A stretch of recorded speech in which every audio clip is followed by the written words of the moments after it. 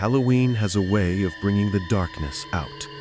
Not the make-believe kind we hang on our porches or wear on our faces, but the kind that hides behind smiling masks and flickering porch lights. The fake baby in the stroller. This was a disturbing memory from Liam's young childhood. He was about 7 or 8 years old. His mom usually took him and his brother trick-or-treating. But this particular year, after school, she dropped him off at his friend Sean's house, where Sean, Johnny, and Liam would go together. Johnny and Sean were a year older than Liam. They had met while Liam was playing with his brother on the block. Johnny and Sean lived around the block. Sean had a weird upbringing that Liam never really understood. His sister was about 20 years old. There was a big gap between them. The sister always seemed to be his caretaker whenever Liam was at the house. The house always smelled strongly of cat, and his sister always seemed to have a different man over. His sister was always cold to Liam, never acknowledging him or saying hello. Shawnee's dad was never in the picture, and his mom, Liam believed, was always working out of town. Liam had only met Sean's mom a few times. They never stayed in touch long enough for Liam to figure all this out. His mom dropped him off at Sean's, expecting Sean's mom to supervise them trick-or-treating. After saying goodbye, Liam went inside. Johnny was already there. They all had big pillow sacks ready to fill with candy. It was then that Liam learned neither Sean's mom nor sister would be coming to supervise. Liam was young, so he felt slightly uncomfortable knowing Johnny and Sean would be leading the way, but he was also excited by the sense of freedom. He knew for a fact his mom would not have approved of them going unsupervised. Eventually, they were off into the neighborhood, doing their rounds door to door. Quite a few people asked if they were alone or where their parents were. Johnny was always the one to use the same lie, that his mom was up ahead with his sister. It worked every time. This was on a Friday, so they didn't start trick-or-treating until around 5 o'clock, but with no school the next day, they intended on going till their pillow sacks were completely full. After a couple of hours, they took a break and went to Sean's, where he heated up a bunch of frozen pizzas. At the time, Liam was so jealous of the apparent freedom Sean had, without parents who cared what he did. Looking back now, Liam considered himself lucky to have grown up in a household with 2 strict parents. After hanging out at the house for an hour, watching Halloween specials on Nickelodeon while eating pizza and candies, Johnny was picked up by his mom, but Sean and Liam wanted to keep going, so they headed back out for round 2. It was dark and past 8 p.m. now. There were far fewer trick-or-treaters. They tried to go to certain blocks they hadn't touched, straying further from Sean's house. They found an untouched block and continued knocking on doors. Some houses didn't answer, and most people who did commented on them being alone or how late it was getting. They noticed a man pushing a stroller a couple houses down behind them. He was walking very slowly in their direction, likely a dad trick-or-treating for his young child. As they continued going door to door, the man with the stroller got closer. Eventually, they heard him singing softly. He caught up to them and said, "Happy Halloween," and they replied, "Good," at the same time. Then he said, "I'm on my way back to my house. I can give you guys the rest of my candy." Sean and Liam looked at each other with telling faces, as if they had just hit the jackpot. Sean asked what kind of candies, and the man promised a bunch of bags of different things. He said he didn't get to give much away because he wanted to take his daughter out for a trick-or-treat stroll. He did have a bag dangling on one of the stroller handles, which was filled with some candies. The stroller was fully covered by a folding canopy, so they couldn't see his daughter. He said she was asleep, and he didn't want to wake her up, but he pointed ahead and said his house was just up this way. They followed behind him as he pushed the stroller. He was walking a little faster now. As they walked, Liam realized there was next to no one else out at this point, even though it was a Friday night. It felt like a quieter, more isolated side of the neighborhood. The man talked to them as they walked, asking basic questions: what part of the neighborhood they were from, where they went to school. Liam let Sean answer most of the questions. Him being just a year older than Liam, Liam felt Sean was the one who should take the lead. On multiple occasions as they walked, the man would lean into the stroller and talk in a high pitch to his daughter, then turn back and smile at them. They finally made it to his house. He led them up the walkway with the stroller and unlocked his door. After he opened it, he brought the stroller with his daughter inside first, and then invited them in. Sean led the way and Liam followed. Liam was the one who asked if they could leave the door open. He paused, then said, "Yeah, of course." He said he'd be right back as he went to get the candy bags. He pushed the stroller into the middle of the living room, only about 10 feet away from where they were standing. Liam nudged Sean, feeling suddenly uncomfortable. He whispered, "Why would he leave the candy so far away?" Sean didn't respond. Instead, he turned toward the living room and walked up to the stroller. Sean lifted up the folding canopy that was covering the baby, and his face instantly looked disturbed. He hurried back to Liam, whispering, "Let's go." He was full on running once they got outside, and Liam followed, which was tougher because of the heavy pillow sacks. Liam was still confused about what Sean saw, but just then they heard a woman's voice yell, "Excuse me." It was one of his neighbors. She came running over and asked if they knew that man. It was at this point that Sean spilled the beans. "He offered us his leftover candy, but he was pushing a stroller with a fake baby in it." Liam felt goosebumps break out as Sean said that. The woman confirmed, "Yeah, that man doesn't have a child. I saw you walking by with him." She took them to her car and drove each of them home. Liam knew getting into a stranger's car after that was another questionable move, but they were desperate. The woman came to his front door to talk to his mom about what they had just told her. His mom was distraught. After Liam told her every last detail about the night, she sent him to his room while his parents called the police on the man. His parents never told him anything about what happened after that. Liam believed they wanted to shelter him from any more exposure to the situation. His mom didn't want him going over to Sean's house anymore, and she had quite a bit to say to Sean's mom. Sean saw Liam at school once in a while, and they'd remain cordial, but their friendship was never the same after that night. The Visitor on Halloween. The year Matt turned 13, his friend David invited him and 2 other friends to stay at his house on Halloween night. David had a fairly large house outside of town, and it was the perfect place to go trick-or-treating. They decided to gather sweets before settling in for a movie. Towards the end of their route, at one house, a woman answered the door. She was tall and skinny, with shoulder-length hair. Her house was filthy. They could smell the acrid odor of cigarettes from inside, even from the porch. She was quick to tell them that there were no more sweets left, but she could try to find something for them. After a couple minutes of waiting, she came back with an old brown paper bag that held stale-looking candy. They kindly denied the bag, telling her they were getting picked up and had to leave. She grabbed one of Matt's friends and said, "No, please." But the friend pulled away from her, and she quickly shut the door. They knocked on a few more houses before hearing a commotion near the housing complex's parking lot. Someone was screaming, "They took my child! They took her! They took her!" It was the woman. She was banging on David's parents' car. She was throwing herself at the vehicle and hitting it with her fists. A couple of neighbors came out due to the commotion. They seemed to know who she was. They apologized to the boys and claimed it was a big misunderstanding. They quickly got into the car, and David's mom started driving them out. They didn't get far before the woman jumped in front of the car, claiming one of them was her child. The neighbors once again had to pull her away. It was later that night, however, when things truly began to feel sinister. They stayed up late, like any teenagers at a sleepover, watching scary movies. Out of nowhere, the light in the hall outside their bedroom turned on. They could see the light under the closed bedroom door. They assumed it was David's parents about to come in to tell them to get some sleep. However, no one came in. Matt decided to peer out the door. Nothing at all. His friends joined him to see why the light had suddenly flipped on. Out of nowhere, David whispered, "It's her." Through a large window facing the backyard, they saw the woman standing there, looking in. The second she saw them stare back, she ran. Disturbed, they came back inside the bedroom and locked the door. They were obviously shaken up. Who is she? What does she want? They sat around for an hour, nervous, on high alert. However, they eventually managed to fall asleep. That morning, David's mom told Matt and the others that the situation at the complex had shaken her so much she thought she'd seen the woman standing over her bed in the middle of the night.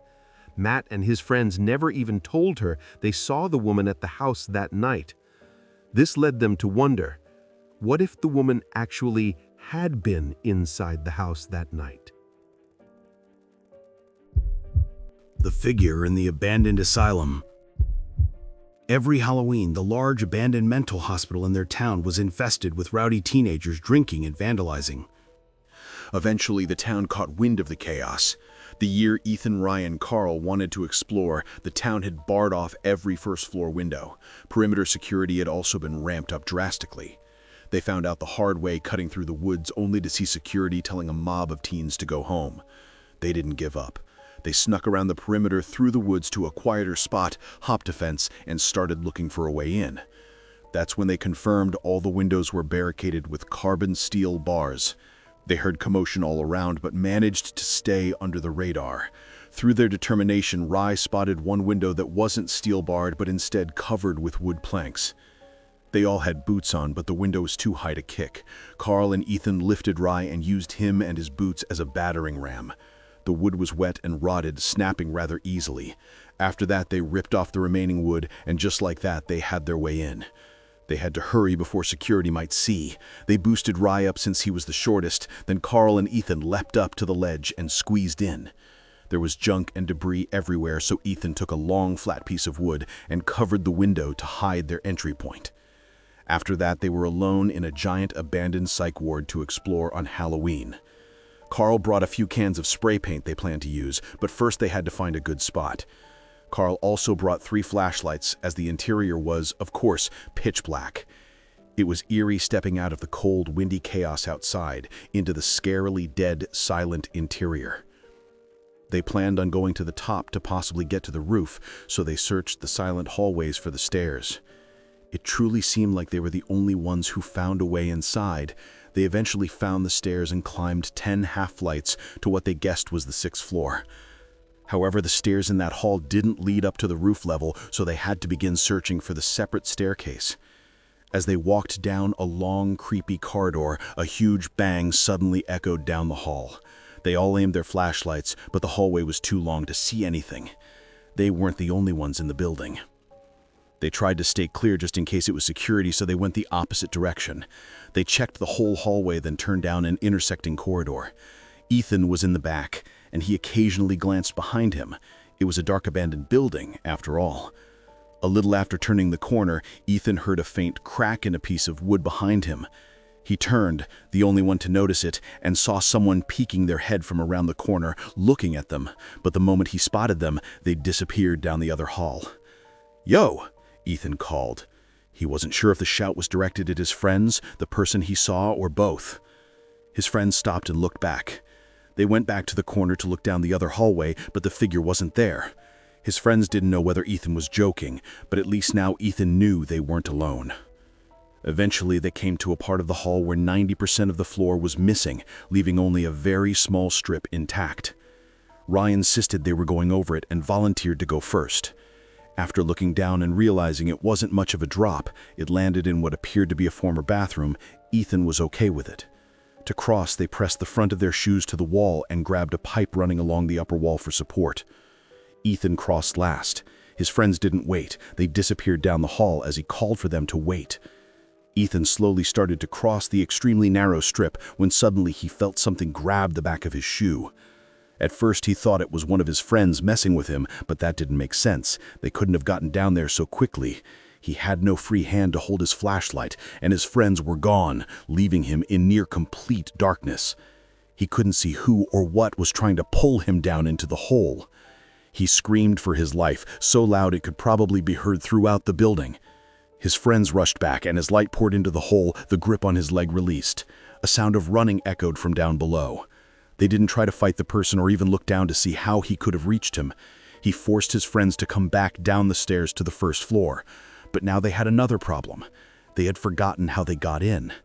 It felt like they were navigating a maze on the first floor, desperately looking for that window. Every corner they turned, Ethan was afraid he was going to see that face peering from the darkness. And it happened. Since Ethan was now leading, he was the first to see it. At the end of the hall they were running down, the person was hiding half their body behind the wall. This time, however, he could see that the person was wearing a mask. Was it the same person who tried grabbing him? Ethan didn't know, but he didn't doubt it. They turned the other way and ran, not stopping until they found the window they entered through.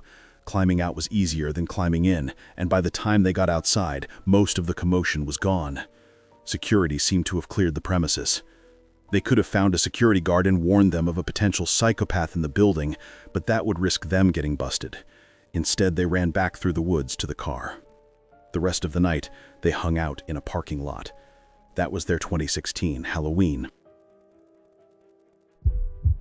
The attacker at the attraction. Frank and his group of friends headed to a local county haunted house attraction, a seasonal spot on the edge of town that opened every October.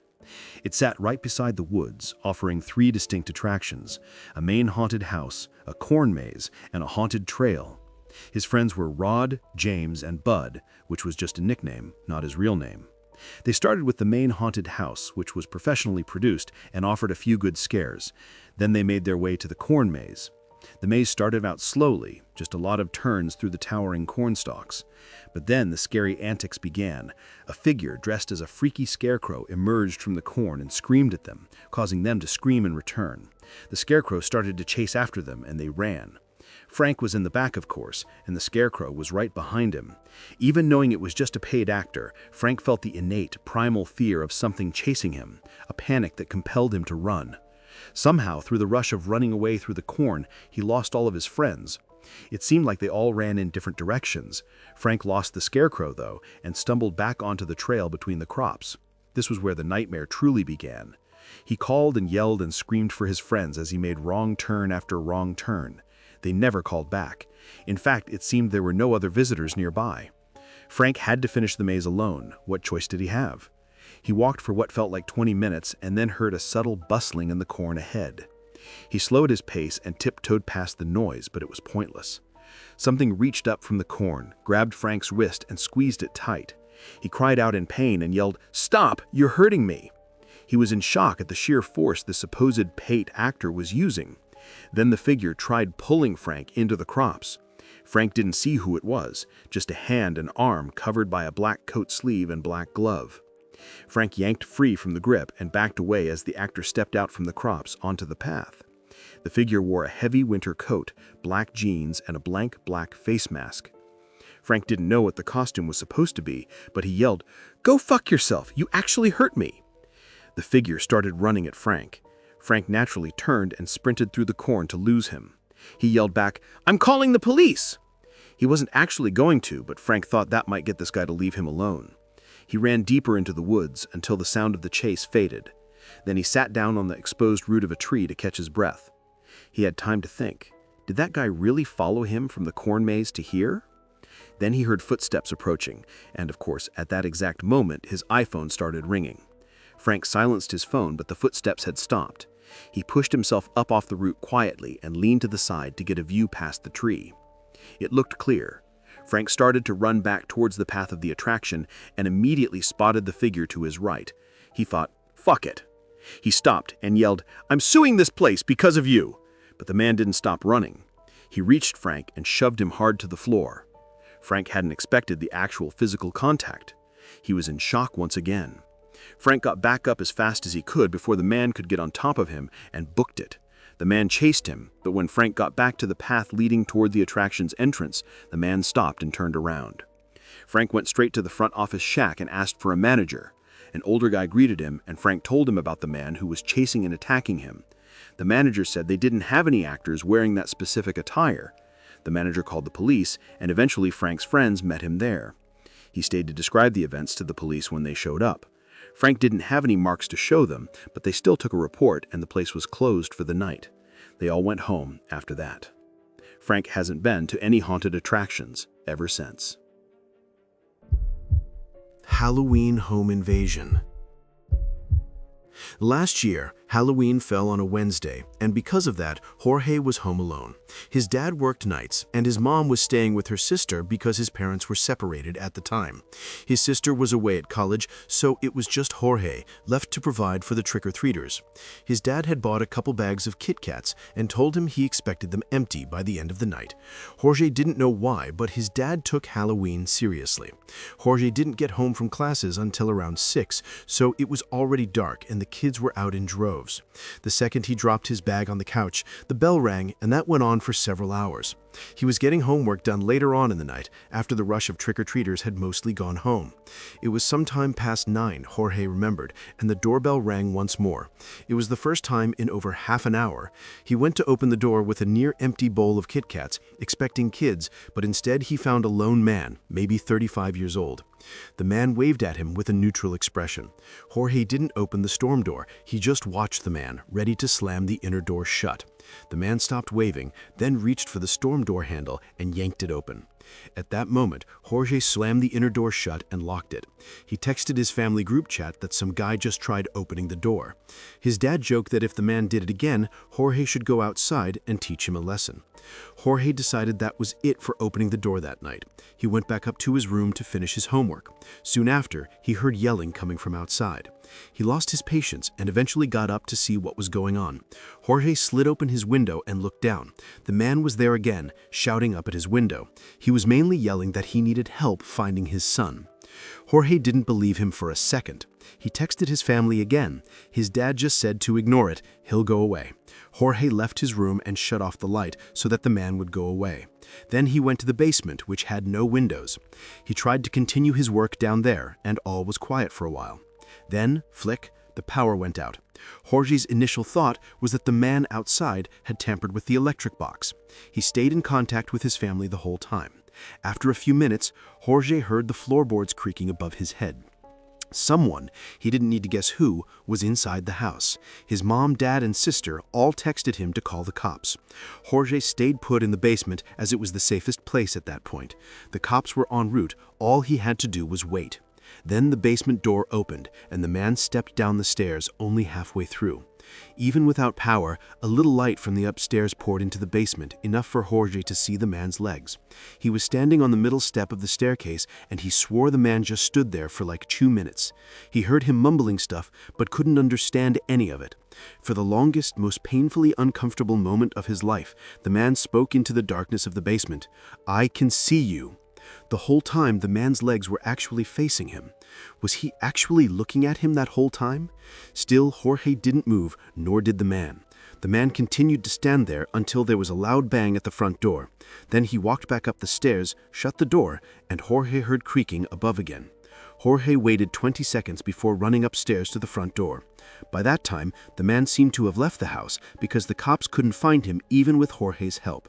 He realized his mistake. He had left the back door unlocked, so the man simply let himself in. As for the power, the man had indeed messed with the electric box outside, just as Jorge predicted. Jorge didn't know if the man did this on Halloween intentionally, or if it was just a coincidence, but he knew one thing: something was deeply wrong with that man. He didn't belong out in the streets. The Blair Witch House. It was Halloween night, a Saturday about 4 years ago. Alex's friend Tanner was set on doing something truly scary that night, which meant a visit to the abandoned house up the road from their campus. The house sat at the top of the hill. Some students referred to it as the Blair Witch House because it sat isolated on an enclosed property and had been abandoned for years. Around 10 o'clock, Tanner drove them up the road and parked his car in the dirt outside the property. As they walked up the hill, seeing the unlit house standing silent in the dark gave Alex goosebumps. They both carried backpacks full of tools, flashlights, knives just in case, and Tanner had even brought a crowbar. Surprisingly, the crowbar wasn't needed because the front door was already cracked open. Their flashlights were immediately essential as the inside was pitch black. The house had been thoroughly stripped. Nothing was left but worthless junk. It wasn't very exciting. Then, a heavy thud came from upstairs. Tanner and Alex looked up, then at each other, and wordlessly agreed to go check it out. Tanner led the way up the stairs, which were dangerously rickety. At the top, they found a small hall with 3 doors. They passed the first room, a tiny bedroom with an old, collapsed bed frame still inside. A second door, on the left, led to an empty bathroom. The third door was on the right of the hall. They stepped inside. This was definitely the master bedroom. A bed frame sat in the center of the room. Patches of torn carpet suggested the wood floor had been ripped away years ago. As they stepped fully inside, searching for what could have made the thud, then, bang! The door to the room slammed shut and a sudden white flash filled the room, then another. It seemed like camera flashes. Tanner screamed, ripped the door back open, and fled the room. Alex immediately followed. Neither of them looked for whoever was in there. In the moment, they were too scared. They ran back to the car, and Tanner drove them back to campus. A week later, Tanner texted Alex a picture. And the picture, Tanner was holding a photograph of the two of them inside that bedroom of the house. He said the photos were left under his windshield wiper in the parking lot of their dorm building. Alex told him to throw them away and park somewhere else from now on. They only told a few close friends about the incident. They never went near that house again. The clown on the ladder. It was Halloween night, 2016, and Ryan was tasked by his parents to hand out candy. His mom had bought 1 million bags, and Ryan knew he would regrettably be munching on the inevitable leftovers for weeks as he was trying to lose weight. He always told his mom she went overboard. The house was on a dead-end cul-de-sac, so they hardly got any trick-or-treaters. However, they did have some loyal kids who always came to their house, knowing how much candy they'd give. Halloween was on a Monday. Ryan was in college. He conveniently had Mondays and Wednesdays off this semester, so he went to the gym and worked on assignments. It was always around 4 p.m. that the sound of kids outside would indicate the trick-or-treaters were out. The first time the doorbell rang was somewhere between 4 and 5 p.m. The day went as expected, nothing interesting, just handing out candy to little kids while his dog Vito barked wildly every time the bell rang. From the first trick-or-treater to 8 p.m., there were maybe 10 to 15 total. As Ryan said, the cul-de-sac was out of the way. It was more effective for trick-or-treaters to pass it and keep going straight. Being a Monday night, things quieted down much earlier than usual. Ryan finished his homework and put a dent in his projects. He had some of his mom's leftover stew and went to his room to watch Game of Thrones. He was 2 episodes in when he heard the unexpected sound of the doorbell. Vito started barking again. He looked at the clock. It had to be around 9:30 p.m., definitely beyond the cutoff time. Ryan went downstairs and opened the front door. On the other side of the glass storm door stood a very tall man in a clown costume with a horrific mask. Ryan knew it was a man based on the person's frame. He was alone. The clown waved at him and pointed at the nearly empty brown sack he was holding. The sack looked empty. Ryan didn't open the storm door. He just said through it, "Sorry, we don't have any more candy," and slammed the inner door shut. He locked it right away. He instantly regretted opening the door. He had genuinely thought it was just a kid or a parent who worked late and wanted some last-minute trick-or-treating.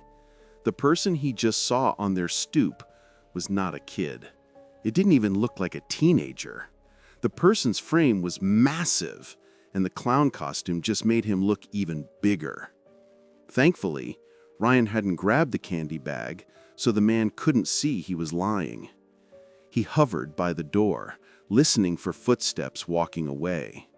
But not only did he not hear the man leave, the clown rang the doorbell again. Vito once again went ballistic. Vito was a rat terrier. His bark was loud but not intimidating, nor would he ever actually defend the home from an intruder. Ryan picked him up and carried him upstairs after turning off the lights downstairs, his attempt to make the clown think he was absolutely never opening that door again tonight. He put Vito in his room and shut the door to stop the barking. Ryan stood at the top of the stairs listening. Then he heard a loud snap as the storm door was forced open, implying the latch had broken. He then heard knocking on the front door, followed by the doorknob moving around. At this point, he decided to hide in his room. He was incredibly unsettled. He texted his family group chat about what was going on. Of course, no one answered. Ryan knew that whoever that was had to get bored. He would have texted his guy friends asking who it was, but they were all short, so he knew it wasn't them. He resumed the episode. He was truly just trying to pretend the clown wasn't there. What else was he to do? The doorbell rang once again. This was a nightmare. He kept telling Vito to shush. He had his blinds closed too. I didn't want that effing clown knowing what room I was in. He tried calling his dad, who didn't pick up. He called his brother, who picked up saying he wasn't alone, which Ryan knew meant he was with a girl. He told him, "Check my texts. There's some guy dressed as a clown at the door and he won't go away." His brother said it was a Halloween prank and just ignore it. His brother seemed to be in a hurry to get off the phone, so Ryan hung up. He hoped his brother was right. It honestly made the most sense to be a prank. After a few more minutes of sitting on the edge of his bed anxious, the doorbell did not ring again. He finally felt safe to relax and lay back down. He started drifting away, so he turned off the TV to allow complete silence and darkness in the room. And very shortly after that, he drifted to sleep. Ryan didn't even think he was asleep long enough to enter REM state when he woke up to Vito growling and quietly barking, a sound the dog only made when seeking approval. He told Vito to be quiet, and the dog stopped. Ryan looked to see what Vito was looking at. Vito was looking at the window. Ryan listened. There was a sound coming from right outside the window. The slightest thumping sounds, and I could almost swear I heard something rubbing on the window. His bedroom was on the second floor. Ryan thought it was impossible for anyone to be outside his window, but he wondered what it was. He got up and pushed open the blind on his window, and boy was he wrong. The man dressed as a clown was right there. All Ryan could see was that horrific mask on the other side of the glass. The clown tilted his head as he looked at Ryan, who screamed his lungs out. Vito didn't even bark, or perhaps Ryan blocked everything else out. He ran with his phone out of his room and to his parents' bedroom where he locked the door and dialed 911. Ryan was too shaken to even cry. His whole body was shaking and his voice was trembling as he spoke to the 911 operator. He must have asked the operator once every 20 seconds to get the police to hurry up. She told him the same thing every time. They're coming as fast as they can. The police got to the house in roughly 10 minutes. They examined the exterior of the house for any attempted entry points. All they found was that the latch on the front storm door was broken, just as Ryan figured, and propped against the side of the house by his bedroom was his dad's ladder. The man had gone into their outside storage shed and found the ladder to use to climb up to his window. To avoid this going any further, Ryan went to sleep at his friend Adam's house. To this day, he doesn't know if this was just a sick, elaborate prank played on Halloween, or if a horrible crime was about to be committed with the sick novelty of the holiday. The Vacant House Party. It was late October, Halloween weekend. Halloween fell on a Tuesday that year, making the Saturday before the big party night. Sarah and her friends were still looking for last-minute plans since everything was sold out. Ideally, they wanted a house party. They all had pretty funny costumes and wanted to get good use out of them. Kate decided to post on her Instagram and Snapchat stories looking for parties. Sarah would have never done that. She found it kind of shameless and embarrassing, but she was glad Kate was willing to. She was surprised when Kate texted the group chat that someone had responded about a party. Soon after, Kate sent a screenshot of the details: an address, start time, and a few ground rules. Indoors only, no backyard, BYOB. It also required bringing at least one girl for every guy. The person who sent the details was a guy friend their age who mutually knew a lot of the same people. Apparently, a number of people they knew were going. The house was only one town over, super close. The four girls went to Shauna's house, since she had the open crib. They pre-gamed there for about an hour while finishing getting ready. They waited until their guy friends confirmed they were going, then decided to head over. They called an Uber. They all had their own drinks, varying from Four Locos to White Claws to vodka shooters. The Uber driver was probably sick of them by the end of the drive. When they got to the house, they saw cars everywhere. The house was pretty big, with a spacious front yard.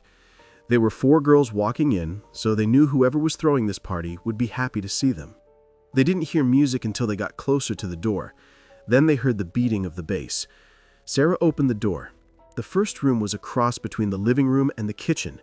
The entire house was very dimly lit, only by a bunch of orange lights, creating a definite Halloween ambience.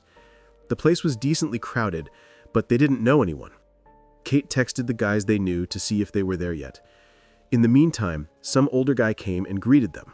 He asked their names and introduced himself as John, Luke's dad. Apparently Luke was the host. Sarah asked who Luke was and where he went to school.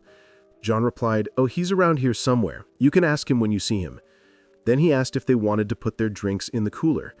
He led them into the kitchen, where there were 3 big coolers of ice. The coolers already held a bunch of drinks, so they added some of their cans. John seemed to be in his 50s, which would make sense if his son was the host, but it also seemed weird that he was so welcoming and involved in such a big party. He was going around talking to everybody, mostly the girls. He seemed like he might have been drunk, too. The 4 girls played beer pong on one of the tables. Then Kate said their guy friends were on the way, which Sarah was happy to hear. John suddenly yelled Sarah and Kate's names from the kitchen counter. "Shots!" Shauna and Tracy looked slightly offended, so Sarah asked, "Can we all have one?" He yelled, "Yeah, sure." They went over to the counter and all took a shot of tequila. Sarah gagged because there was no lime. Sarah was definitely starting to get drunk after this. It was odd how much the dad was hyping up the party. He had this oddly welcoming yet unsettling presence. The unsettling part was that he was much older than the generally college-aged crowd and was pushing drinks on people. Then he asked, "What's your poison?" Sarah wasn't going to say anything until the girls all gave their favorite drinks. John started making mixed drinks. In the meantime, they went back to the beer pong table. Sarah plugged her phone into an outlet because she was down to about 50%, then went back to the game. Mid-game, John came over with 2 drinks for Kate and Sarah, and then came back with 2 more for Shauna and Tracy. They were all in red Solo cups. He made Sarah a vodka soda. She sipped on it during the beer pong game whenever she had a chance. She was drinking it slowly because she was already drunk. After they lost, Sarah went to get her phone, only to realize it didn't charge at all. It was still at the same percent. The outlet wasn't working. She didn't feel comfortable leaving her phone on any other outlets, so she just refrained from killing the battery any further. Their guy friends eventually showed up, and soon after this point, things quickly became a blur. Very quickly. One second I remembered talking with our friend Jeff, the next I was blacked out. The next thing I remembered was my friends waking me up in the car outside my house. I felt woozy. My vision was blurred. My head was spinning. They were in one of our guy friends' cars. One of the guys walked me to my front door and helped me inside. Then they all left. I was alone, except for my parents asleep in their room. I felt she must have drunk way too much, but she also had a woozy, weird feeling in her head that she'd never felt from drinking. She felt dizzy. She went straight to her room to bed. She checked her phone and saw texts from a random unsaved number. She opened it, and there were a bunch of texts already. The exchange started with her texting her name, and then the response, "Uh-oh." The next morning, as her head was still spinning, Sarah read the sickening texts from John, who also tried to call her 3 times. This was all around 2 a.m. She sent the screenshot to her friends, and this was when they reminded her of what happened. John was all over her as she was increasingly becoming a zombie. Her friends started getting concerned, so they pulled her away and they left the party. Just as they were leaving, 2 police cars showed up outside, presumably for a noise complaint. As they left, everyone took note that there was no furniture in the house. It was just a big empty space filled with people and beer pong tables. One of our guy friends looked up the number somehow and told her it was a voice-over IP number, explaining that it was a fake number John texted her from. He also said that with her number, John could easily find her address. Sarah felt even sicker now. She asked if anyone ever met his alleged son, and everyone said no. They were starting to think there was no son. And when Shauna suggested he might have roofied Sarah, it made so much sense. Sarah had never before felt the way she was feeling. They decided to take this to the police. They all went to the nearest police station and reported everything, including the texts. The cop at the front desk asked if this was in relation to the house party in the vacant house last night. They were confused by him saying vacant house until he explained that there was a call from neighbors about a party going on in a house that had been vacant for some time. They all looked at each other with their mouths gaping. They were brought into an office to sit down with a detective to take down the whole story. He took the fake phone number and said they would try to trace this back to somebody once they got a warrant. They gave the police everything they could and went on their way. Sarah blocked the fake number. She honestly felt sick over this for a while. As the days went on and nothing happened, Sarah was confident it was over, but none of them ever heard from the police. They never heard of any arrests being made or anything. To think that man went out of his way to advertise a house party in a vacant house to have access to young women, roof-feed Sarah and possibly other girls, and lied about having a son, it was terrifying. This was clearly a very dangerous man, and the fact that they still hadn't been called in to identify anybody scared Sarah to think he was still roaming free. This was only a month ago. The tunnel to the basement. When Henry was 9 years old, his parents let him go trick-or-treating without them for the first time. He went with his best friend Mikey, who was also 9. They were told to be back home by 9 o'clock at the latest. It was nearing their curfew and they were still out. Trick-or-treating was difficult in their town because properties were large, meaning more walking for less candy. They came to one house that sat on a corner, isolated by a set of tall bushes. They rang the bell as usual. Henry still remembered it all clearly. An older man, probably in his mid-50s, with thin grayish hair and a mustache, opened the door. He asked what their costumes were and spoke to them condescendingly, like they were 6 instead of 9. He asked if they were with anyone else and seemed surprised their parents weren't with them. Then he opened the door completely to reveal some kind of obstacle course tunnel set up in his living room. It was made of cardboard boxes and Halloween decorations. It looked cool, and when he said they'd have to make it through the obstacle course to get their candy, it was very tempting. Mikey and Henry looked at one another and said, "Okay." The man told them to come in, but he didn't look at them as he said it. Instead, he stared outside as he slowly shut the door. Henry crawled into the tunnel made of boxes first, and Mikey followed. It was very dark inside the tunnel, lit only by dim orange Halloween lights in the room.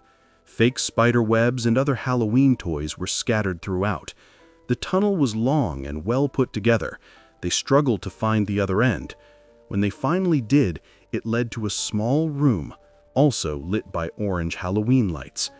In this small room, a note pointed to a door that read, "Candy down there." Mikey opened the door, revealing stairs to the basement. More orange light spilled from below. The man was nowhere to be seen. Henry and Mikey started making their way down the stairs, and when they reached the bottom, they found nothing but a big, empty basement. Then the door above them slammed shut. They went back up the stairs to try and open it, but it was locked. They didn't know what to do other than cry for help, but they stopped when they heard the doorbell ring upstairs. It rang repeatedly. They listened by the basement door and heard what sounded like the front door opening, so they started screaming at the top of their lungs. Then there was a loud commotion just outside the basement, like 2 men yelling at each other, before the door suddenly unlocked and flew open. A man and woman stood there. The woman rushed down, hugged them, and told them to follow her out of the house. They followed the couple through the living room, passing the man who stood in the corner over his freakish creation. The husband called the man a sick freak as they left the house. The couple took them to their own house, where the husband called the cops and the wife stayed with them, asking questions about what the man had said to get them inside. Apparently, the couple lived across the street and had seen them go into the man's house. The police arrived, and there was an overwhelming amount of evidence for the man to be arrested and tried. Of course, at the age of 9, they didn't understand the depth of the situation, but looking back now, they were all grateful those neighbors came to their rescue and that justice was served that night. The gorilla in the shed. Halloween had been Dana's least favorite holiday ever since she graduated college and got her own place. She hated the idea of strangers coming up to her house asking for candy all day, but she dealt with it with a smile. Her property was large but had no fences. In the past, she'd seen kids fight with silly string in her yard, and she'd even had kids toilet paper and silly string her house. One year, late at night, past the hours when the bulk of trick-or-treaters were out, the doorbell rang again. Her dog Mika started going crazy, barking as she had been doing all day. She opened the door to a person in a full-body gorilla costume, but the gorilla's face was freaky looking. It was clearly a costume made to be scary. He didn't say trick or treat, he just held up a small plastic bag that contained some candies, but not many. Since it was close to the end of the night and Dana had a generous amount into his bag and waved goodbye. He didn't speak any words. He just stood on her stoop, slowly sifting through the bag, inspecting the candies she had just given him. As Dana shipped the door halfway, she stopped and continued to watch him. He looked up at her, but didn't say anything. She asked if he wanted more, but he didn't shake his head or respond. He kept looking at her so weirdly that she shut the door and locked it. She wasn't in the mood to be playing games. His behavior was extremely unsettling. She went back downstairs to her den to continue watching the movie she had on. That's when she heard something fall outside. The back door was right next to her couch, so she got up and took 5 steps to look outside. With the back patio light on, she saw a rake that had been leaning on a pole had fallen.